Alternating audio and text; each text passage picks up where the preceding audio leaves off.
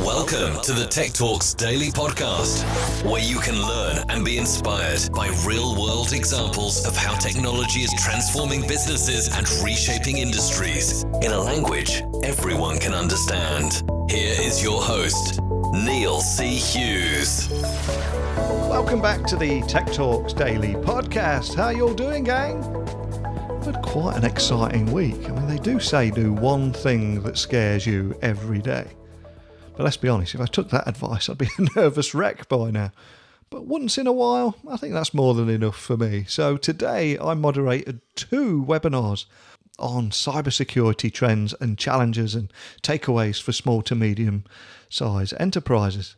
And we did that for Keeper Security, and I think it went incredibly well. But I'm curious, was any of you there? If you were, give me a shout. Let me know how you think it went. But today, I want to delve into another complex subject for techies out there. So I invited Francisco Weber, CEO and founder of a company called Cortical. He's based in Vienna, and I believe he was also at the WCIT event in Armenia, where I was recently, but neither of us knew it. Passing like ships in the night. But I digress. Cortical delivers natural language understanding solutions based on applied neuroscience. And their solutions are quicker and easier to implement and even more precise than current machine learning and other artificial intelligence-based approaches to natural language processing out there. Which, let's face it, on its own, that's a bit of a mouthful, isn't it? But you want to find out more? Good. Buckle up and hold on tight so I can beam your ears all the way to Vienna so we can speak with Francisco Weber together. So a massive warm welcome to the show. Can you tell the listeners a little bit more about Cortical IO and what is your company's mission? Yes, hello. Thank you for having me. So Cortical IO is a company that was founded in 2011 in Vienna, Austria. And our main goal is, in fact, to make language computable. And as we sort of pursued this goal, we realized that if you actually want to make language computable, at the core of things is what I would call the concept of semantics. So the secondary aspect of what we do is, in fact, to do semantic computing. And we do this primarily, at least for the moment, to actually compute language, which is a prototypical kind of semantics, but there are many other semantic aspects to data out there in general. Well, I was going to say, one of the questions I've got to ask is, where do we find you today? Because I know you've got a headquarters in Austria, but you also have offices worldwide. I think you've got one in Armenia, and we actually both at the same event in Armenia, the WCIT conference a few weeks ago. So where are you now? Yeah, so currently I'm in Vienna, which is our headquarters and where Cortical started. But it was clear to us that we have to connect to the rest of the, let me call it AI ecosystem in a way. And so, of course, we needed very early already to get a foot to the US in parallel to Europe, which is obvious. And so we have an office in San Francisco to basically connect us to the scene of entrepreneurs and companies in the domain there. We also have a partner in Silicon Valley, a company called Numenta. We might also talk about this later on. And the first customers we actually got are located in New York. Which basically led us to kickstart a local office to stay close to those customers. So we now have sort of 4 places where we act from, which is Vienna, San Francisco, New York, and Yerevan most recently, where we do also some hardware development. I think it's also worth highlighting the thriving tech scene in Armenia at the moment. I mean, we've both seen it firsthand at the WCIT event, but for a lot of people listening, they'll be completely unaware of just how welcoming the country is, especially to the tech community.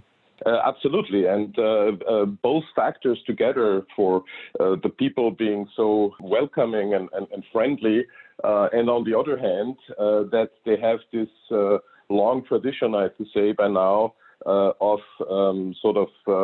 having very skilled engineers. So there are many large international companies, in fact, opening mostly development offices where real engineering, I would say, happens, just because the skills are at a very high level, and very much also into actually hardware development. So this is a rare black art, I would say.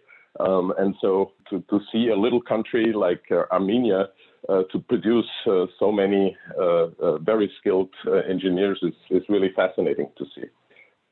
And there are tons of buzzwords floating around the tech industry at the moment, including artificial intelligence and natural language processing. But what is it that you guys do at Cortical that is much more than NLP? Can you tell me a bit more about that? Yeah, so the point is that already much earlier in the 80s, mainly, people found out that by doing proper statistics, you could actually infer quite a lot of information out from written text, let's say. And so the whole initial approach of using something like computational linguistics and all these more formal approaches were sort of dimmed down a little bit in favor for these approaches I would call of statistical modeling. And so that evolved over time. That was already long before sort of the buzzword AI came back.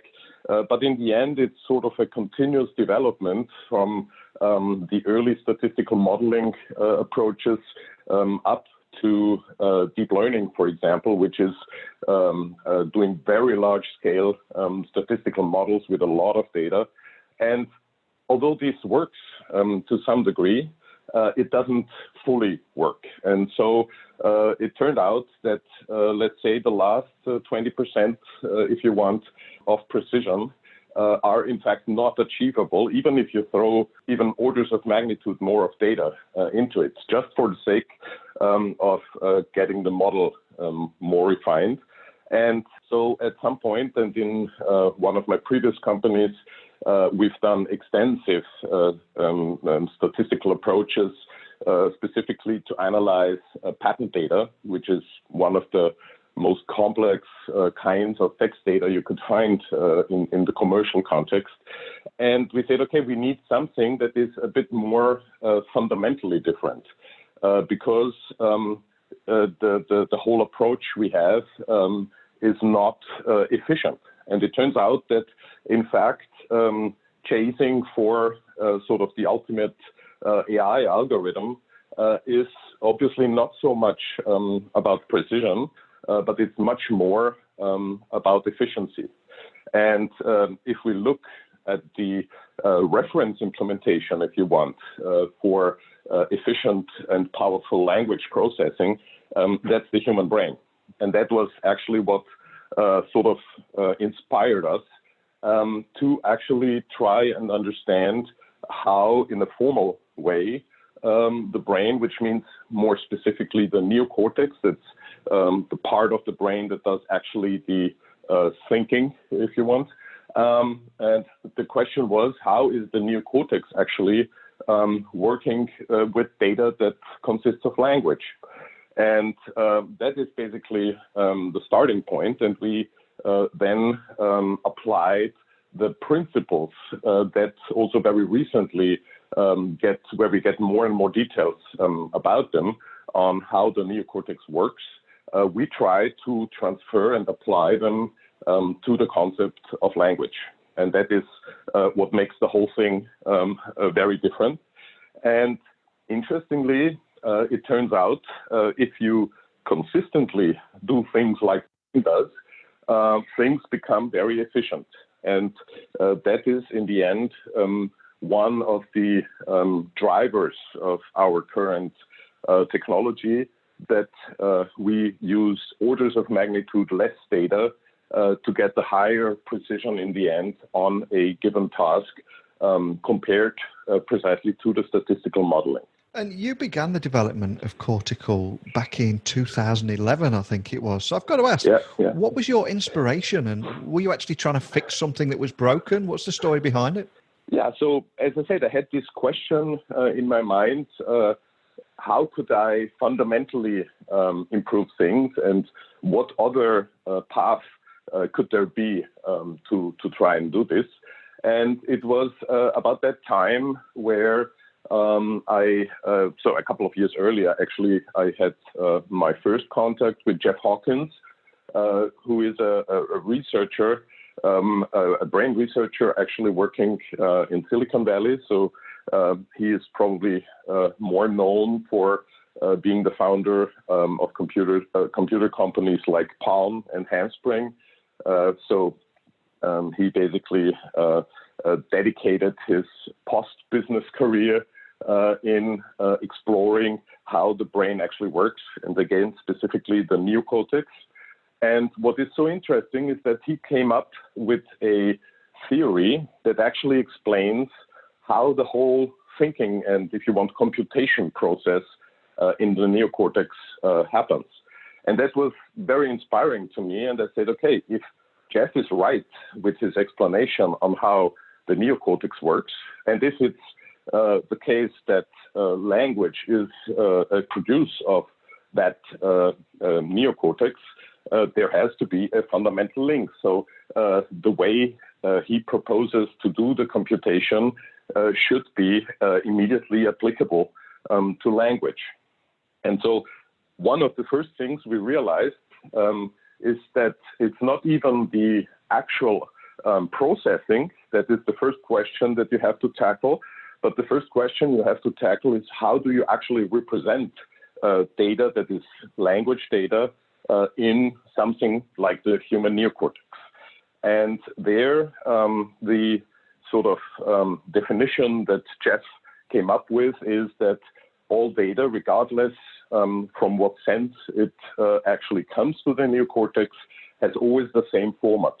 And that format is basically a very sparse, very large binary matrix, if you want.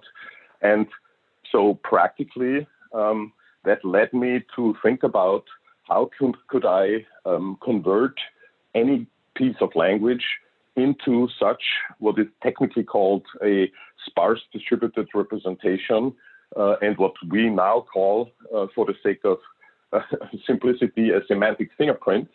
How could I possibly convert any piece of language in any language in such a representation so that the resulting representation would behave and fit the way how the brain works? And that was, if you want, the core invention in the whole thing. How we started Cortical is by finding precisely a way of doing that. And I know this isn't your first startup, so can I ask that you tell us more about your journey that led to where you are today? And considering how you attended a medical university too? Yes, absolutely. So it sounds a bit weird. Basically, what happened to me is that I am part of a generation where basically computer technology, if you want, co-developed with my own sort of growing up. And so I very early got attracted in all these aspects of electronics. It was computing at the time in the 70s was much closer to electronics than it is to informatics. So it was actually, if you wanted to build a computer, you had to touch a soldering iron. And by doing this, I gathered, let's say, some insight and knowledge on that topic. And when I had to decide what I actually wanted to do sort of professionally or in my education, I said, okay, in principle, I'm interested by so many things, but I think that the engineering part is something that I can develop a bit more on my own, whereas my interest in natural science is definitely something where I need some more formal guidance in doing so. And at the time, the most, let me say, complete kind of study you could do for getting into natural science, especially in Vienna, was medicine. And so I started medicine and worked then for some years at the Medical University Hospital and was actually involved in research. And that was due to the fact that I was one of the few medical staff people who actually knew what an SQL server is. And so I ended up being sort of the data jockey for a part of this medical research. And that's also where I started to recognize problems like we need to decipher doctor's notes on bedside documentation and things like that. And that's how I started actually to get involved into this natural language processing thing. And then in the year 2000, there were a series of major cuts in the science funding here in Vienna. And I said, okay, that's the moment, if ever, to sort of change things a little. And I decided to leave the academic environment and start my first company, which was a company focused on open source development. So I tried to sort of bring free and open source software to the commercial market, which was quite successful. It was, I would say, the right time to do this. And through that first company, I got in contact with the European Patent Office, and they're involved in some patent analytic tasks. And that looked so promising that I started a second company that actually specialized in this sort of field of analyzing patent data. And the approach we had at the time was basically to gather a group of academic researchers in all the fields around information retrieval, which is like the science of search engines, natural language processing by all flavors. And what we tried is to bring the right academic groups who were specialized in certain tasks to people from the industry who had precisely needs for these kind of tasks. And that's what we did for about 8 years or so. And in the end, the whole system was sort of sold to a US partner at the time. And I wanted to basically now tackle the fundamental problem of finding an alternative approach that precisely would be more efficient. And that was the time around 2008, 2009, to where I met Jeff and basically got introduced into his thinking. And then that was sort of the starting point for Cortical. At some point I had come up with a theoretical plan on what I think should be how such an engine that does the conversion of text into SDR representations should work. And we were lucky enough to get some public funding to build a prototype. That was in 2012. And about halfway down that project, we already realized, okay, this approach works much better than we had thought. And that's where we sort of started practically to expose that technology to the market to just see can that approach really tackle real-world problems. And it's my understanding that Cortical is unlike any other AI solution in the marketplace because you offer semantic folding and have a vision for semantic supercomputing. So can you tell me a little bit more about what makes your offering so fundamental, better, and unique from what currently exists out there? Yeah, so the core problem whenever you want to implement an AI system, and I think this is very common understanding, is that the most difficult problems can not be solved by just providing an algorithm, but you have to find a way to bake into that algorithm what I would call world knowledge. So you have to know how the world functions in order to have an algorithmic way of thinking about things and getting to reasonable answers. And the human brain does this by basically creating that neocortex, which fundamentally is a memory system. It's not a processor. And the way how that memory system is built is precisely the way how we introduce the world knowledge into our system. So before our engine is capable of precisely converting some text information into a numeric representation of its meaning, the system has to be trained on real-world data. And that's, on one hand, it's a burden because you have to precisely train the system in the beginning.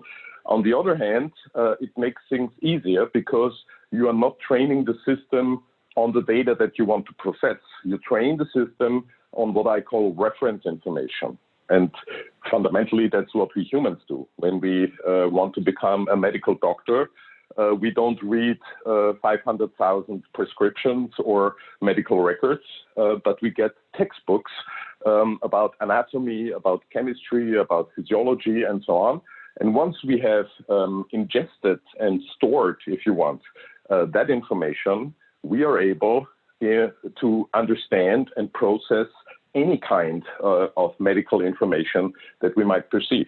And that's exactly what we do. I would say even literally, because we take text books and educational literature, professional educational literature, for the domain that our solution is supposed to work after all. So if our system, for example, should make a collection of oil and gas industry documentation searchable, then we have to train it on textbooks in petrochemistry, in oil drilling, in all these aspects. And once the system has completely autonomous, by the way, so this is a fully unsupervised approach.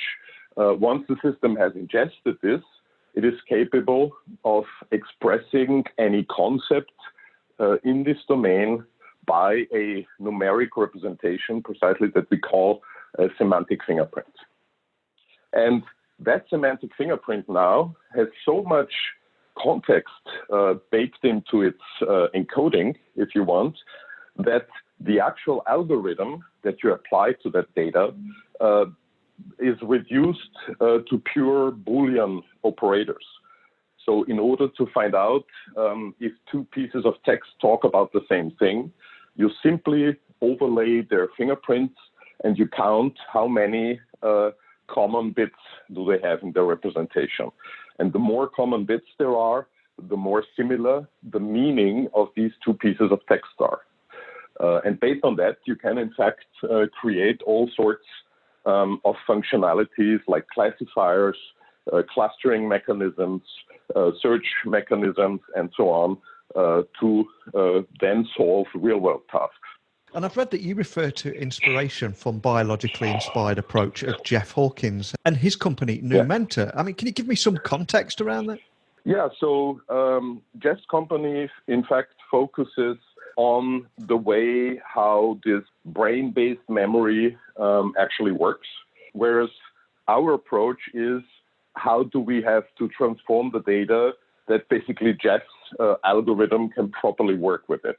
And so there are a certain number of principles that characterize the HTM theory, how he calls it, is the hierarchical temporal memory theory, that precisely explains how this processing works. So one aspect which I described already is that all data needs to have this SBR format, this binary sparse vector format. Another is that precisely the brain is storing sequences of that data that comes in from the sensors, from the senses in that sense. And these sequences then allow us to sort of predict what we would expect next.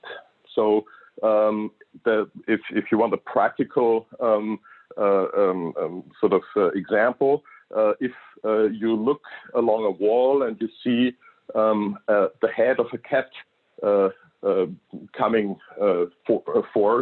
into your visual field, once you see the cat, you have the expectation that if it keeps moving, you will end up seeing the whole body. And the fact that you then get this confirmed is because you already have, based on your historic visual experience, you know what a cat looks like. You know how the body looks like, roughly, that where a cat head is attached to.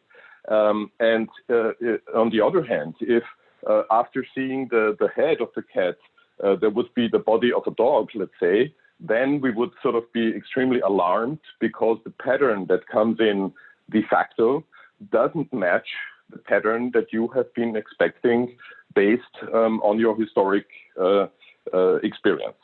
And that's exactly the process, how we basically think about things, is we match the current sensual input with the historic examples that we have seen.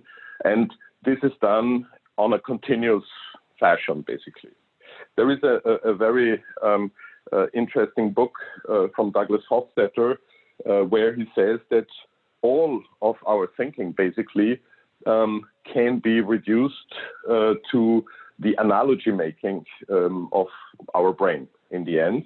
And with really a lot of examples, basically describes and demonstrates that nearly all capabilities that we have, which are cognitive capabilities, are in the end in one way or the other, this capability of matching and making analogies. I know you cannot disclose the names of many of your customers, but can you tell me a little bit more about how some of them have implemented Cortical's AI solution and the kind of benefits that they're enjoying? Yeah, so this is, I would say, very much the success and also the challenge for us, that we are very much agnostic of the actual business context. So if we look at all the proof of concepts that we have done with many large companies on the industry worldwide, so we have use cases where, for example, we implemented specific search mechanisms. So one of our clients, and then they are currently rolling this out in production, they have the problem that they need to give quite sophisticated technical support to their customers. And it's very hard to actually characterize many of these questions. So if there is a support ticket coming in saying, my network is not working anymore since I upgraded some routers to the next operating system level, that might have many causes. And it sometimes takes a long time for that manufacturer to actually find out what the specific problem is. So sending in a bunch of engineers analyzing, it might be a multiple week operation. So the motivation is there to say, whenever we get a new support request, it would be great to see if we have solved that kind of problem already. But technically, so this is obviously a search problem, so you need to search through your historic support database. The problem is you have to match collections of emails, router dumps, memos, and so on with other documents of that kind. So it's really matching a collection of pretty heterogeneous information to a bunch of that same heterogeneous information. And so the traditional matching of keywords, that what fundamentally a traditional search engine does, definitely won't give you a useful result. It would either give you many false positives or just no result if you tighten down the keyword match. So what's needed here, again, is to convert all the documents that consist or are part of the support ticket into a semantic fingerprint which is a numeric precise representation, and then have for every solved case in your database another semantic fingerprint that characterizes what those solutions have been. And then suddenly this quite complex process turns out to be just a matching of a couple of bits to actually find the correct set of answers if there is actually an answer. And that can be matched also to many other fields. So we had, for example, a cosmetic company who, for the sake of complying with the regulator, is obliged for every marketing sentence to point to some scientific literature that sort of supports that claim. So if you have, let's say, a skin cream and you want to say it makes you look 20 years younger, you have to find some scientific literature that actually says that, let's say, one of the ingredients improves whatever factor where you could derive younger from.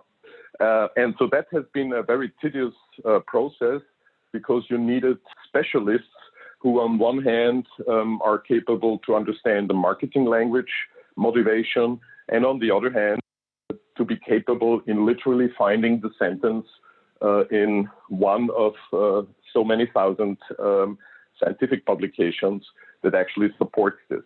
And again, by converting these two data items into such a semantic fingerprint, the whole task gets solved by basically brute force matching the bits of these representations. And as a result, we actually came up with a system where you could literally type in your marketing sentence and you would get a collection of extracted sentences from research reports that would potentially support this. To sort of point to a more different kind of application, that's something that we mostly deploy with banks and insurance companies. It's a system that we call contract intelligence that actually ingests contracts like loans, lease agreements, mortgages, and the like, and it extracts all the business relevant sort of items that you find in this contract. So who are the involved parties? When is the contract implemented? Where? What is the applicable law? What termination clause might there be, and so on. And it actually decomposes the contract and turns it into a database record where you have specific fields. For example, the fields that you need to execute your risk model on a portfolio of contracts. And now they can also not only use transactional data, but also use things like, is there a termination clause of type A in a contract? Then it has a higher risk than not. Yeah, and like that, they can sort of fully automate that process of extracting the business information, which has previously been done basically by attorneys by hand, reading through the contracts, which you can imagine takes forever. But again, interestingly, what turns out is that even human experts, once you give them one contract to analyze, they most probably do a very good job.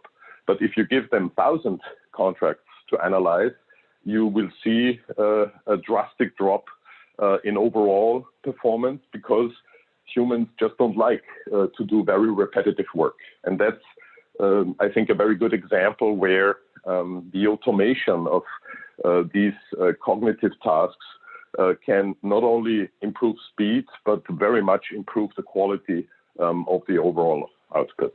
So who is your target user or target customer for Cortical Solutions? And what are most of the customers trying to solve, or what kind of problems are they trying to fix? Yeah, so very generally speaking, whenever a human has a task in a business process that consists of very repetitively reading a piece of text and making some decision or entering some derived data. Those are the tasks that you can sort of automate by using our technology. And the nice thing is that due to the high amount of semantic information that is baked into our representations, we can literally have the subject matter experts sort of give a handful of examples on what their task would be. And when I say a handful, it's really something that one or two individuals could produce in 2 or 3 days. Yeah. And based on that information, the system can therefore automate in the semantic sense. So you show the system 25 different termination clauses, and by semantically understanding what the meaning within this clause is, it will be able to correctly tag any other termination clause, even if it uses a different specific language in how this is formulated. So in terms of targets, until now, our main goal was basically to expose the technology, hopefully to a wide variety of use cases. That's what we did over the last years, and we were working mostly with large enterprises because they are the first ones to suffer the flood of text information. Sort of they have the biggest pain currently. That's why it was sort of easy to approach them. But now as we move forward, we want more and more to partner with the producers in the ecosystem. So the companies who actually create specific business solutions, let's say robot automation frameworks, they have the need to get some text understanding in their system, and they have then many thousand customers using that system. So that's the shift we try to do, is to not try and serve every market with a full-blown solution, but rather to partner with the leading companies in different markets and to sort of enable their solutions in terms of text and natural language understanding. And for anyone listening that would like to find out more information, get a bit more advice, or continue the conversation that we started today, could you point the listeners in the direction of your website, social channels, and how they can contact your team? Yeah, so basically, if you look for Cortical IO, you will find all these channels fairly easily. You can also drop me an email directly to and give me a short sort of view on what kind of problem you solve. And we have, in the meantime, established a quite robust systematic approach in analyzing a customer problem and figuring out what the best remedy with our technology would be. Yes, and as I said, we are very interested in learning about very complex cases. We mostly have been involved in projects once the people who run the projects have tried all the conventional technologies and potentially did not find a useful way. That's typically when if they were aware of us, were reaching out to us. So that's maybe one of the aspects that we can tackle due to the high degree of efficiency. We can often tackle problems that pure statistic just can't solve because there isn't enough data or there is not enough computing power to have this more brute force approach. Excellent. Well, I love the work you're doing here. Incredibly complex, but incredibly exciting at the same time. In particular, your work in Armenia as well. So I'd love to stay in touch and find out how that evolves and how that expands over the next few months, and get you back on in the new year and find out how that's going. But yes, more absolutely. Pleasure. A big thank you for coming on and joining me today. I really appreciate it. Yeah, thanks for having me and for having the opportunity to sort of talk about our endeavor, and happy to give you an update in the next year. Francisco founded Cortical with the goal to apply the principles of cerebral processing to machine learning and text processing, and formulated his Semantic Folding theory white paper. And based on that novel approach, Cortical has developed a unique natural language understanding technology that solves many challenges related to big text data. And those solutions are now implemented at several Fortune 500 companies in various contexts, including semantic search and contract analytics. It's a great story, and he's a great guy that I hope to meet in person one day. But over to you, gang. This is an incredibly complex subject, and one that I'm sure you have much more knowledge than myself on. And this show is about me being the host, bring the guest on to show their expertise, but then for you to add your 2 cents into the conversation. And let's see what we can all learn together. So, as always, email me, techblogwriter@outlook.com, tweet me at Neil C. Hughes, and let's keep that conversation going. But I'm afraid we're out of time once again, but I'll return tomorrow with another guest, and we'll explore another area of how technology is transforming businesses and indeed entire industries. So I hope you'll join me then. But a big thank you for listening, and until next time, don't be a stranger. Thank you for listening to the Tech Talks Daily Podcast with Neil C. Hughes. Remember, technology works best when it brings people together.